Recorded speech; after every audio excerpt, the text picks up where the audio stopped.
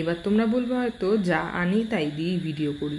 আসলে এটা যা আনি তাই দিয়ে না, এটা মেলাতে গেছিলাম, সেই যে তোমাদেরকে দেখিয়েছিলাম যে বারাসাতে একটা মেলা হয়েছিল রথতলায়, রথের মেলা, সেখানে কিছু গাছ কিনতে গেছিলাম। আর গাছ কিনতে কিনতে এখানে হঠাৎই অনেকগুলো গাছ কেনা হয়েছিল, আর আমার হাতেও প্রচুর গাছ ছিল। সেখানে একটা জিজি প্ল্যান্ট দেখতে দেখতে আমি যখন টবটা দিতে যাই তখন কিছু পাতা ছিঁড়ে যায়, আর ছিঁড়ে যেতে গিয়েই এইটা আমার ব্যাগের মধ্যে পড়েই থাকে। আর হুট করে ব্যাগের ভেতরে দেখছি, তারপরে বাড়িতে এসে খুলে দেখলাম যে এমা এটা তো জিজি প্ল্যান্টের পাতা। তারপরে সারপ্রাইজ হয়ে বসলাম যে এটা বসিয়ে দেখি তো হয় কি না। তো তারপরে দেখছি, দেখো তোমাদেরকে ভালোভাবেই দেখালাম যে রুট হয়ে গেছে, গাছটা মনে হয় হয়ে যাবে।